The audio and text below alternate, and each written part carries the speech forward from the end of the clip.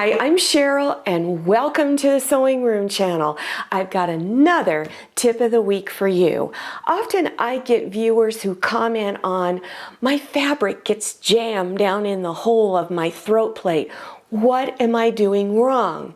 You probably have the wrong throat plate on or the wrong presser foot. So I'm going to go over a type of presser foot that you probably have, and maybe you have more than one throat plate. So I'm going to explain how they're used.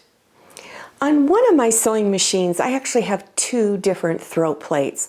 On my other, I've only got one, but maybe you do have two. The more sophisticated your machine is, the more expensive it is, you probably have more accessories that you can use. So here is a throat plate from my Viking Sapphire. This is the opening where your needle goes through.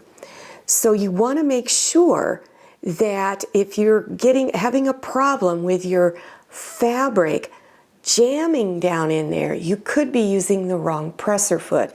And maybe this is the only throat plate you have.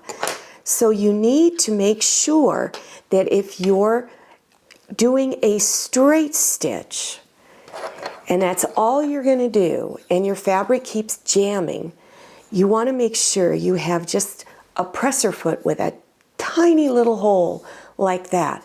That will prevent your fabric from jamming.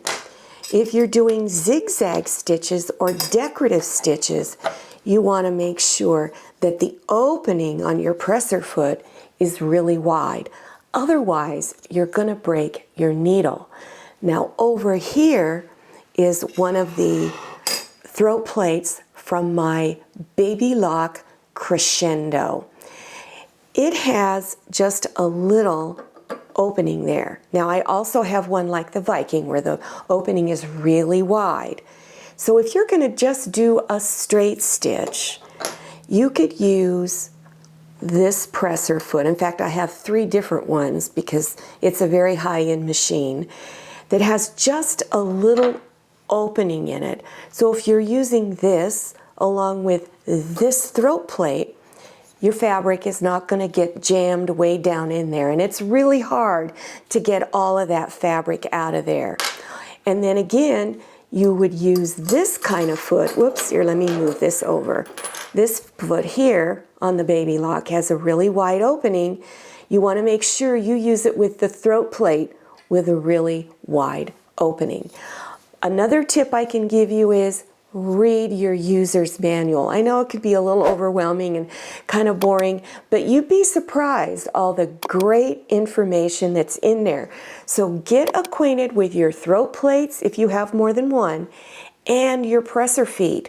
On both my computerized sewing machines, whenever I hit a stitch button, let's say I'm going from straight to zigzag, it will list what presser foot you need to use. So make sure you pay attention to that. All presser feet are identified with a letter. So on some of your machines, maybe it only gives you the letter of the presser foot, but on mine, both mine, it gives me a picture of the presser foot also. Well, I hope you found this tip helpful. Make sure you follow me on Instagram and check out my Facebook page. Also, if you're interested in learning how to sew, you want more beginners sewing projects, make sure you check below your YouTube screen for those video links. Thank you so much for watching. I'll see you next time, and happy sewing. I hope you enjoyed this video. If you did, please click on the thumbs up button. Don't forget to click on share to share this video with your friends.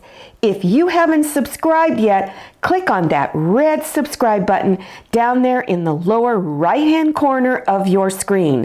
Don't forget to click on the bell. I'm Cheryl, and this is a lot of mayonnaise. See you next time, and happy sewing!